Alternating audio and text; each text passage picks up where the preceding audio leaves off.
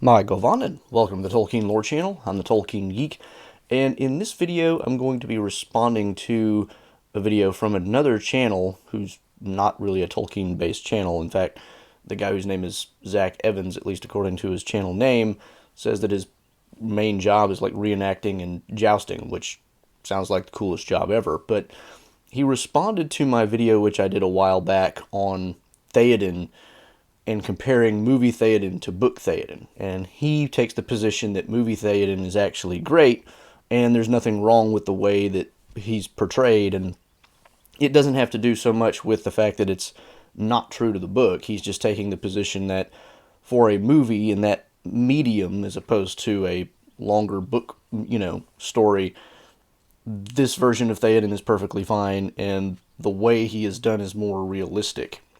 I'm going to address his points one by one. I will just say his channel is significantly smaller than mine. I'm not responding to it just because I feel the need to defend my every point. But there were people agreeing with him in his comments who may or may not have seen my video. But also, since my video from last week was on Northern Courage, and that has a lot to do with Theoden, because Theoden is kind of like the example of that, it seemed to me kind of appropriate to revisit this issue and clarify some of my points, so that it's kind of bouncing off of that same idea of Northern Courage, which was so important to Tolkien, and why I think Theoden's character is important as it's supposed to be in the book, and also just to point out, some of the ways in which I think he's misinterpreting my stance on why movie Theoden is not really a great character. So, and again, a lot of this is opinion. I just don't like whiny Theoden. That's not to say that whiny Theoden is completely unrealistic, but I think that there are unrealistic parts about whiny movie Theoden. So, we'll touch on those as we get to them, but let's start taking a look at his points, and I will respond in kind. Of course, his video will be linked in the description below if you want to watch it and get the full version. I'm just going to kind of summarize his points as best I can here. His first one is that he's responding to my argument that movie Theoden makes really terrible tactical choices. And he says that, well, actually, it's a good idea to go to Helm's Deep and hole up there, because then you can withstand, a huge army, and then later go out and go attack Isengard when you're in a better position to do so. And he also mentions in this vein that Theoden in the movie doesn't know how big the Uruk-hai army is, and therefore we can't really take that into consideration when assessing his actions. On that last point, I would say, yeah, that's true. He doesn't know how big the Uruk-hai army is, but it's precisely because he doesn't know that it makes more sense to attack in the open field with a cavalry charge. It's only when the numbers start getting overwhelming that, tactically speaking, it makes more sense to hold up in a fortress. Because if the armies are roughly the same size and you have cavalry and they don't, you're probably going to win. I mean, that's just the nature of medieval warfare. So I don't know how the fact that Theoden doesn't know this in the movie is supposed to change things. In fact, it's in the book, the reason they end up going to Helm's Deep is because they eventually encounter enough people and information along the way to realize how outnumbered they are, and the fact that the forces that they were supposed to be reinforcing at the fords of Isen have been defeated and routed already, that makes it much more practical to go to Helm's Deep and stay there. So the book actually makes this all work out in a perfectly logical way.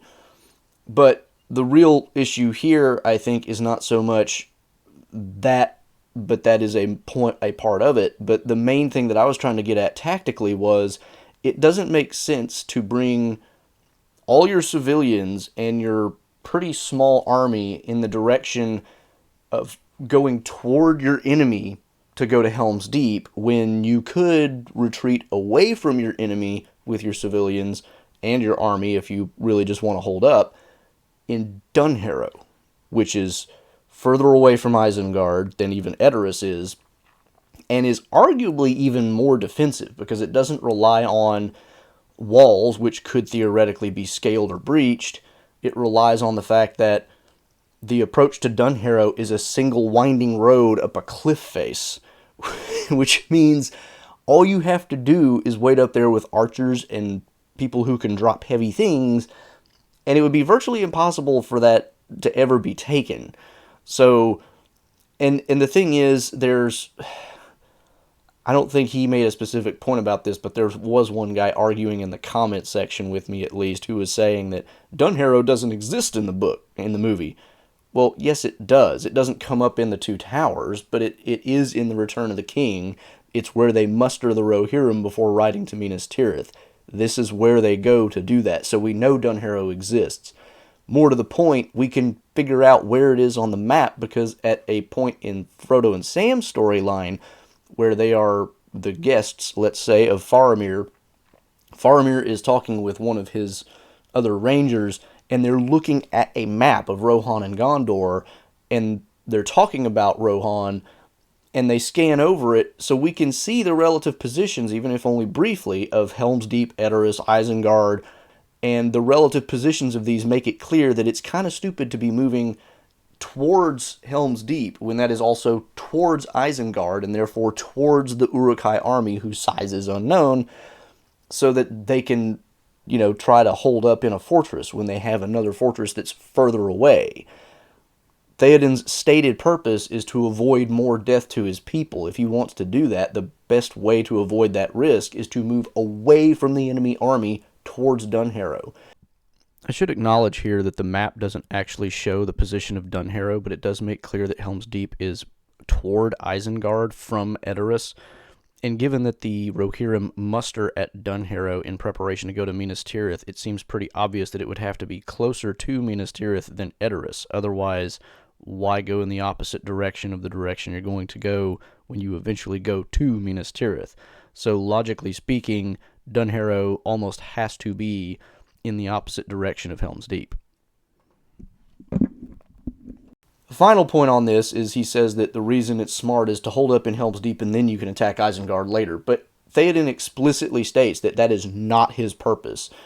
He says, I will not risk open war, I will not risk further death to my people, and he also says that in these walls we will outlast them. We can re-sow our crops and rebuild our homes later. He's not planning to attack Isengard, ever. That is not his plan. He is merely trying to withstand the attack by holding up and potentially being under siege, which he seems to be under the impression that there's not going to be a siege, that they're just going to go rampage through Rohan, tear it up, and then leave.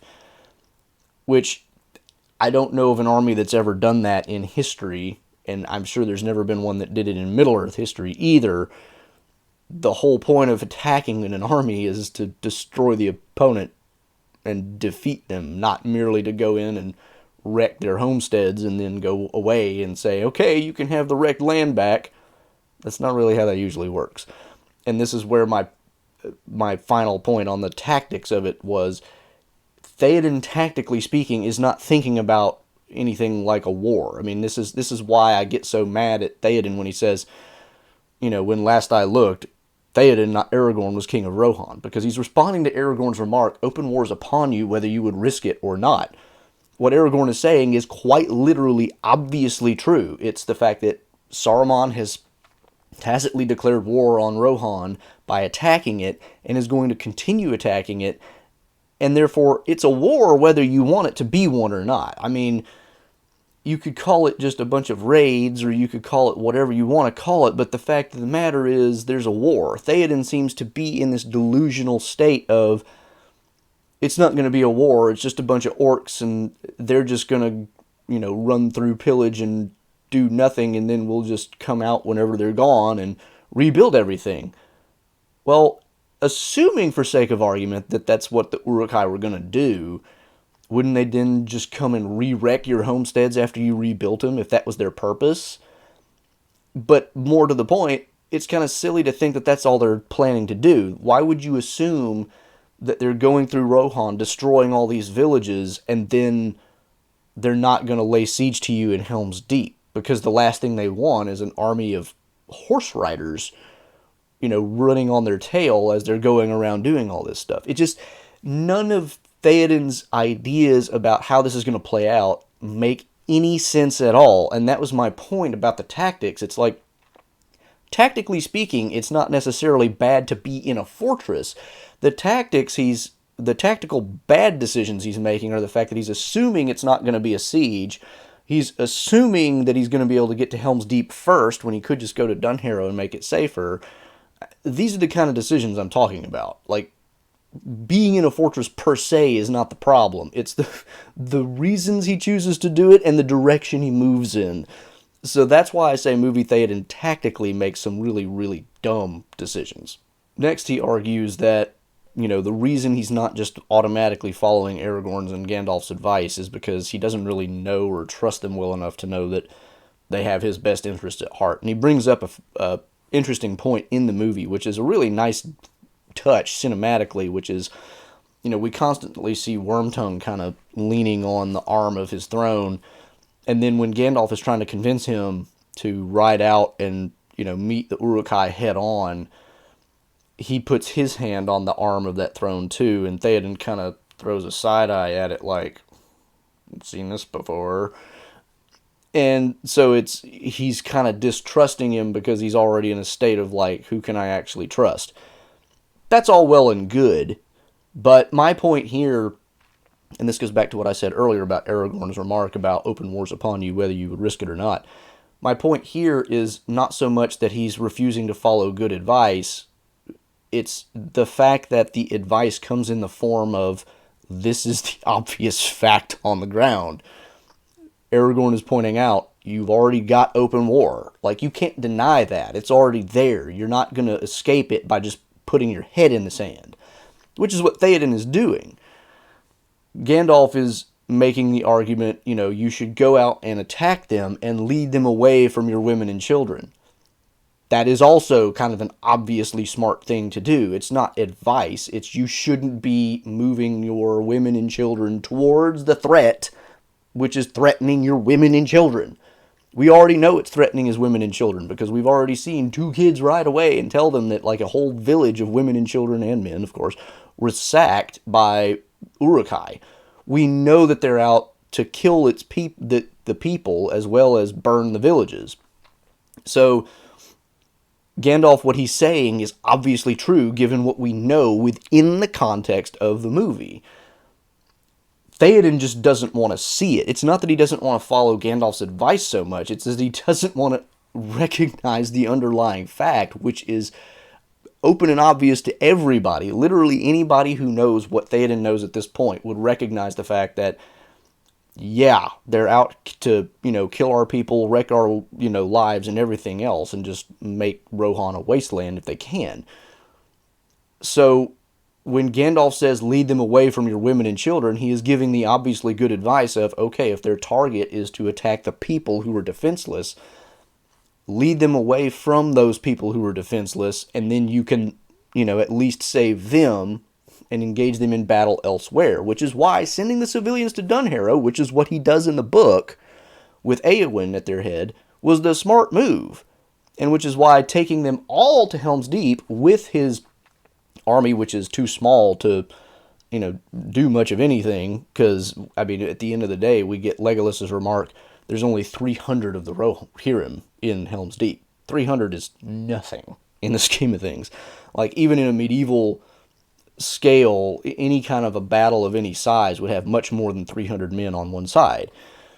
Now, you wouldn't have tons and tons of casualties on one side. Usually one side just routs before a total victory happens. But the point is, 300 is a very small contingent. That's not like a full-scale battle. So the fact that he's only got 300 guys, if he's expecting there to be anything like an army of Uruk-hai out there, it's going to be too small of a force to defend all the civilians he's got with him, who, by the way, are slowing down the army because they're all traveling on foot and pulling wagons. Again, back to the bad tactical decisions. But the point here is, Gandalf's advice is good precisely because we know the facts on the ground, and Theoden is just not willing to recognize that. So again, my point here is not he's just wary of accepting advice. That in and of itself I could understand. It's the fact that the advice is based on something which he just seems to refuse to recognize. His next point is in response to my argument that Theoden in the movie just on a dime seems to change his mind about whether he's going to help Gondor. And Zach Evans makes the argument that, well, no, he didn't just change his mind. It's just that he was basically, prior to this, all of his comments were geared towards more of, I'm in charge and I'm going to make the decision that I think is right when it comes to it. I don't think that reading of or interpretation of what Theoden is doing in the movie is really plausible. And the reason I say that is the things that we've already heard him say make it pretty clear he has no intention of helping Gondor because he feels like he's been betrayed by Gondor because he tells Aragorn, what he tells Gandalf is, why should we come to the aid of those who did not come to ours? Theoden earlier on tells Aragorn in Helm's Deep, who will come if we send for aid? Elves, dwarves, we're not so lucky in our friends as you. And Aragorn says, Gondor will answer. And Theoden says, Gondor, where was Gondor when the Westfold fell? Where was Gondor when our enemies closed in around us? Where was, he goes off on this kind of mini rant. And it's clear that he feels betrayed by Gondor. Now, if you're in a position of feeling betrayed by your longtime ally in your hour of direst need, are you going to be in a mood to help them out whenever, the situation is A, pretty hopeless, and B, you're also being told to help them by the very people that Zach Evans says he doesn't necessarily trust anyway, because Gandalf and Aragorn don't necessarily have his best interest at heart, or at least he doesn't have any reason to think so. So here, it's like his own logic kind of breaks down here.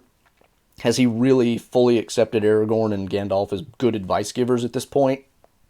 It's not really clear that he has, from that kind of a perspective.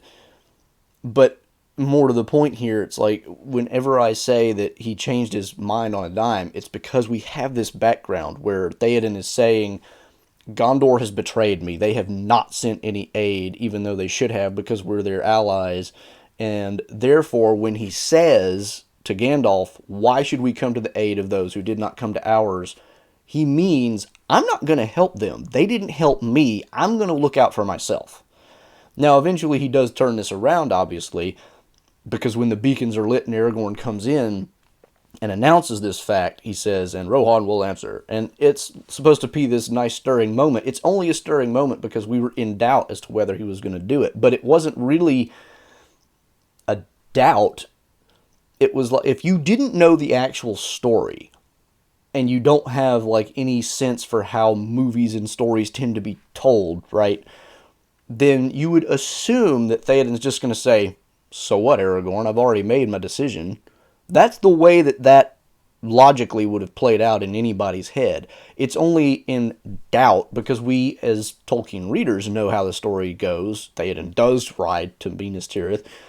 And because people who aren't Tolkien readers would at least have enough, probably in their own reading and other movie or storytelling background, to recognize that, yeah, we know this is going to happen eventually because that's just how stories go. But if this was a real life scenario where you were talking to somebody and they were, in a position where they were saying that after all that had just happened, would you actually trust the person in a real life scenario to say what he says to Aragorn in that moment that they will answer?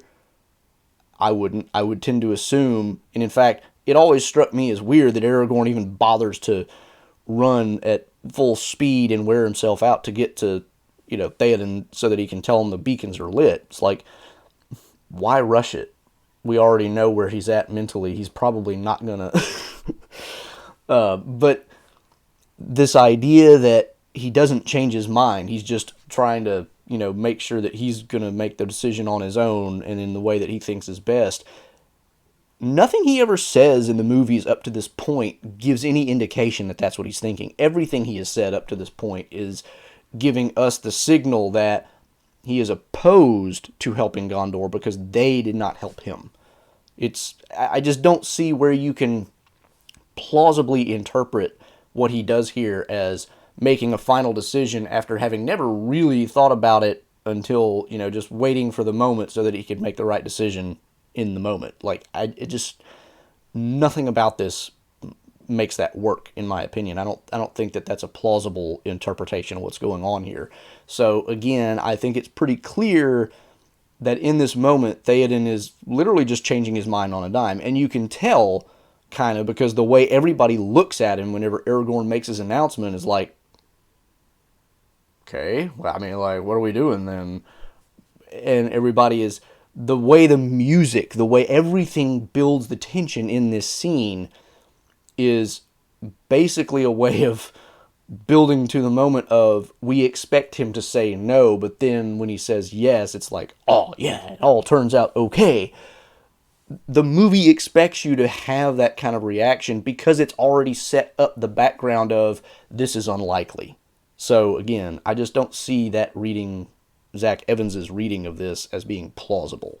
Another minor point related to this is, and I think this is what part of what Zach Evans is missing, is that one of my complaints here is not even entirely just about Theoden's decision making. It's also about the fact, and this is something I pointed out in my original video, and if he doesn't want to respond to this particular point, that's fine, but I think it is worth noting that the reason I find Theoden's character so pathetic in the movie is because, in connection with this specific point, he is whining to Aragorn earlier in Helm's Deep about Gondor not helping, and he's whining about the same thing to Gandalf when he says, why should we come to the aid of those who didn't come to ours, when he decided not to send for aid. It's like, what we know as viewers is that Faramir knows somehow about the conflict going on in Rohan with Isengard.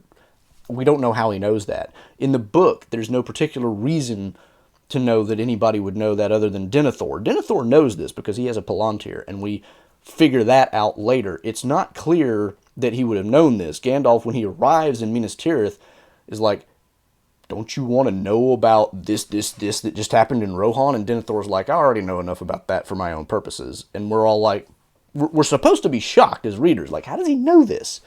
And then we find out he has a Palantir and everything's explained. There's no reason why they should know this in the movies. All of this is happening at more or less the same time. How is Faramir on the far eastern frontier of Gondor getting this news of what's going on all the way over in the western end of Rohan in effectively instant, it's like they don't have telephones, so it's not clear how that information is supposed to spread. But the point is, we as moviegoers know that Faramir knows this, but there's no reason that Theoden would assume that Gondor knows what's happening in Rohan. And he doesn't send anybody to tell them. In fact, he sends everybody the other direction, towards Helm's Deep, and therefore towards Isengard. So how is Gondor going to know this? How is Gondor supposed to come to their aid if they don't know that they have a need for it? And so, again, one of my biggest complaints about Theoden in this regard was not even so much the fact that he changes his mind on a dime. It's also the fact that he is constantly whining about problems that he creates for himself, which Denethor does too. Denethor, he's like, we're not going to light the beacons. And then when Theoden doesn't show up, he's like, Theoden's betrayed me. It's like, you didn't even want to light the beacons. I mean, Denethor is the same problem as Theoden in this particular respect. But my overall point here is, Theoden not only changes his mind on a dime, the reason why he had the other position of, I'm not going to help them, is because he was so upset about them not helping him, when he specifically refuses to tell Aragorn. He tells Aragorn that he's specifically not going to send for help on the basis that Gondor hasn't already helped them, which we don't have any reason to think that they would know that they needed to. So, again, it's the background underlying stuff that is so inconsistent in Theoden's character to me, and this is why I don't like movie Theoden as a character. He's got so many issues where he just has really bad logic breakdowns. So, again, it's kind of a related point, not directly addressed in Zach Evans's video, but it touches on it, and it's why I think movie Theoden's character is so not good. And now we're going to move into Zach Evans's final kind of points, which really touch on this aspect of it a bit more. So Zach Evans makes the argument that movie Theoden is more realistic because he has doubts, and this is better in a movie medium than in a, where you could have book Theoden, because he says that Lord of the Rings is a saga, and that makes it kind of work better in the book for Theoden to be this just awesome hero and all this stuff. I'm not sure why the medium makes really a big difference here, because Captain America in the early Marvel movies with Captain America is kind of like who I think Book Theoden is. He's like always making the right decision regardless. And to me, Captain America was one of the best characters in the early Marvel movies. I loved those movies more than pretty much all the rest of them. So especially like Captain America First Avenger and Captain America the Winter Soldier, those two I think were the best of all the first three phases of Marvel. But the fact that you can do that shows that you can have that kind of character in a movie and it doesn't break down. It doesn't none of this seems unrealistic. And it's like, oh, but Captain America's a super, whatever. It's like, well, yeah, but he's also facing insurmountable odds, even as a super soldier. That doesn't affect the analysis really at the end of the day. Anyway, that's the point about, whether it's realistic or not and the medium. I don't think it's unrealistic at all. There are people, they tend to be rare, and I will give him that. It's very rare that you will come across a person who is so uncompromising on their principles that they will always do the right thing, even in the face of very serious doubts. That's a rare quality. But that's kind of the point of storytelling, is to exemplify those rare qualities and give us a example so that we can try to live up to that example. That is part of the value of storytelling, whether it's a movie, whether it's a book, whether it's a play, it doesn't matter. The reason we tell ourselves stories is partly so that we can imbibe the cultural values of our own culture and really tell ourselves how we're supposed to be. Theoden in the movie is not doing that. He's doing the exact opposite. He's telling us how we should not be. But going back to the main point of Theoden having doubts, Theoden has doubts in the book, too. Aragorn has doubts in the book. Everybody has doubts at some point in this story. And my complaint is not that Theoden has doubt, per se. It's the fact that he just lets, the negativity just absolutely cripple him. Now, Zach makes the argument that, what happened to him with Saruman and all this has just left him really emotionally and psychologically messed up. And that's fine. You could make that argument that after being basically possessed by Saruman, who is a Maya and much more powerful than a human, that could leave scars on your mind or whatever, which, sure, okay, but that doesn't mean that Theoden has to be so mentally and courageously decrepit that he's just going to refuse to accept reality. Because again, my point goes back mainly to his refusal to accept the facts on the ground that we know, not just as the moviegoers, but Aragorn, Gandalf, Theoden, they all know these facts. And so Theoden, when he is in this position of just being a complete, he wants to just give up and all this other stuff, critical scene, which is very different from the movie to the book. Theoden in the book tells Aragorn, I'm not going to die in here like a badger in a trap. We're going to ride out and we're going to fight him. And Aragorn says, I'll ride with you. In the movie, this whole thing switches and is flipped on its head because Peter Jackson has Aragorn say, Theoden's like, what can men do against such reckless hate? And he's just given up. And Aragorn says, ride out with me and meet them. And suddenly this just rouses Theoden for reasons completely unknown. But this goes back to why I think this video is worth doing as a response in light of the fact that I just did my video on Northern Courage last week. And, I didn't save this for last for that reason. This just happens to be the last point in Zach Evans's video, but it works out.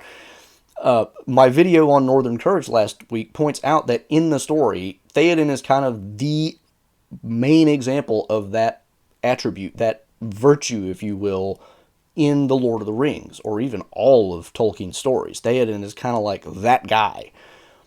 And so whenever we change that in the movie, and Theoden is kind of just a whiny, almost, just despairing, I don't want to say coward, because he's not exactly a coward, but he certainly just doesn't seem like he has any kind of gumption to really get up and do what has to be done when it comes down to it. Like, the least little thing will just absolutely crush him.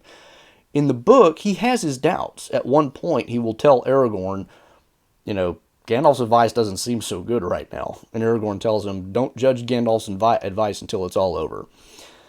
And so we know that Theoden in the moment is having these kinds of doubts. But Theoden in the book has doubts, but he still just carries on and does what he has to do, because that is who he is. That is who his people is. That is the culture of Rohan.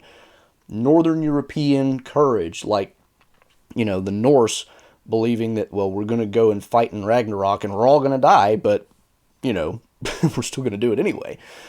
And, in the movie, Theoden does come around to this, because when Aragorn leaves for the Baths of the Dead, somebody says, he's leaving because he knows we cannot defeat the forces of Mordor, and Theoden says, no, we cannot, but we will meet them in battle nonetheless. And it's like, this is such a great moment, because he's going to, we're going to do the right thing even though it's hopeless. It's like, well, where was that Theoden all this time?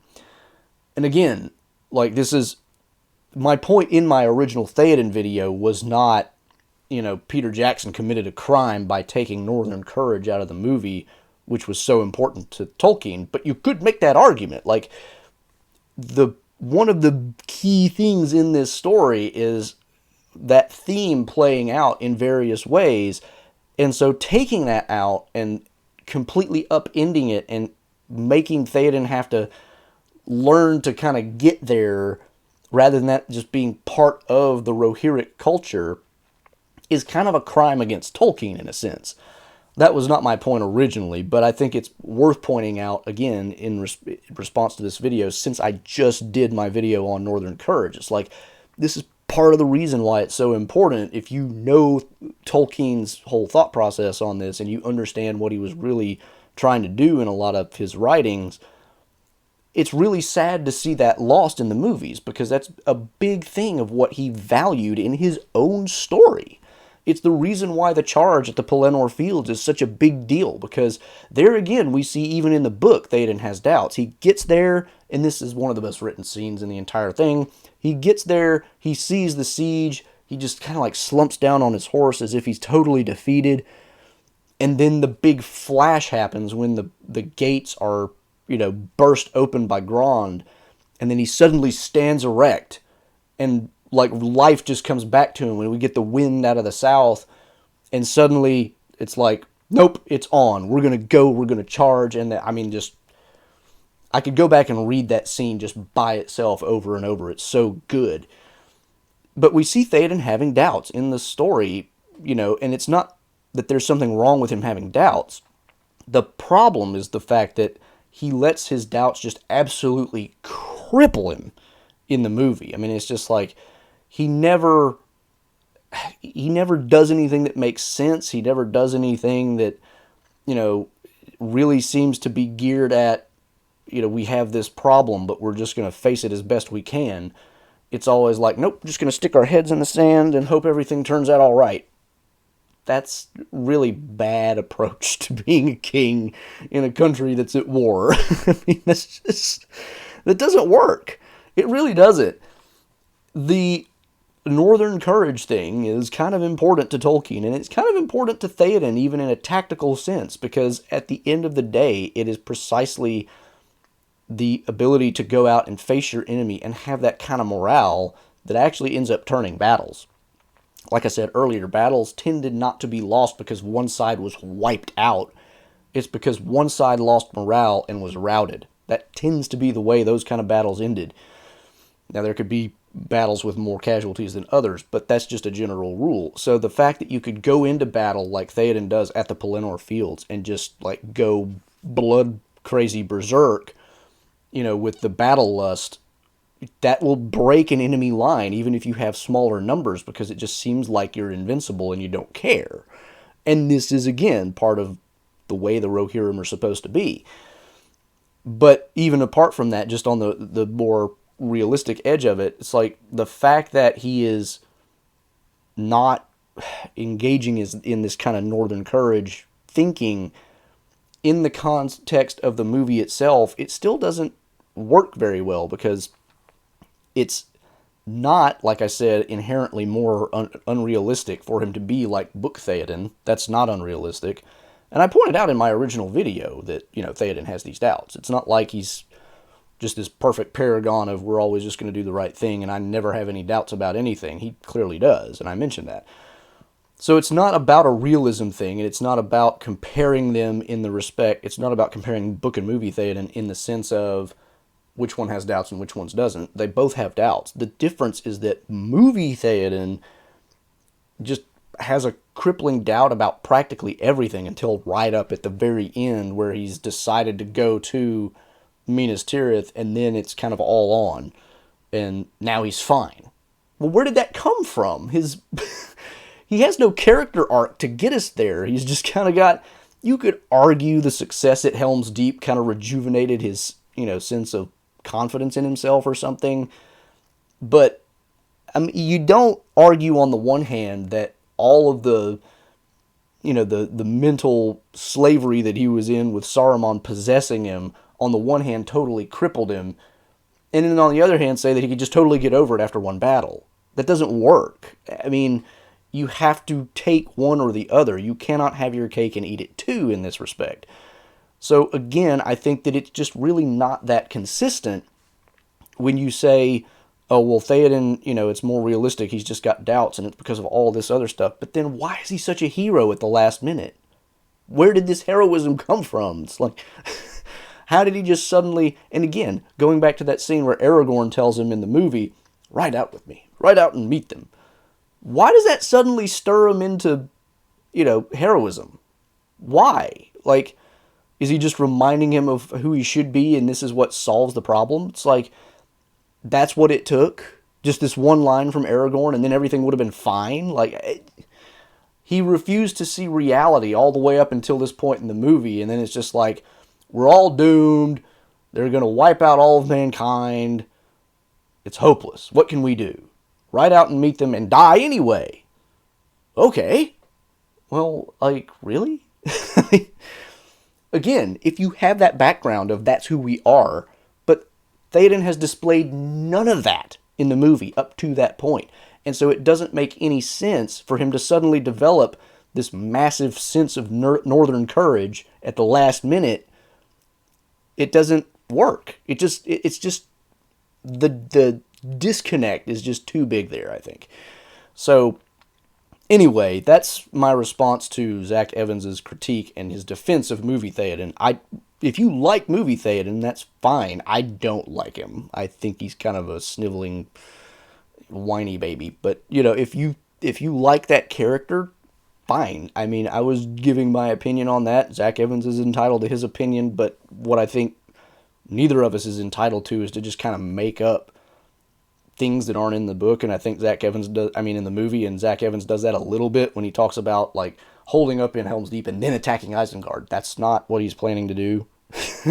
We know that's not what he's planning to do. And this kind of stuff, there are facts in the movie that are just there, and you cannot use facts that aren't in the movie to support things that are in the movie, or things that are directly contradicted in the movie, indeed, to support what's in the movie.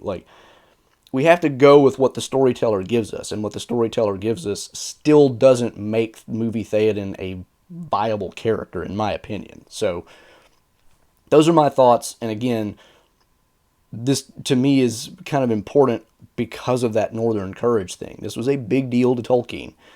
You may not agree, you may not care much about that, and so you may find movie Theoden perfectly fine, and who really cares about Tolkien's views on Northern Courage? That's your prerogative, but I think if we're going to give, some credence and some, respect to Tolkien and what he was trying to do, that's an important aspect of it, and I think we ought to recognize that. So if you enjoyed this, please do give it a thumbs up, share it around. Don't go and trash Zach Evans in his comment section on this, because like I said, if he likes movie Theoden, that's fine. If you're going to go and debate anybody over there, try to keep it civil.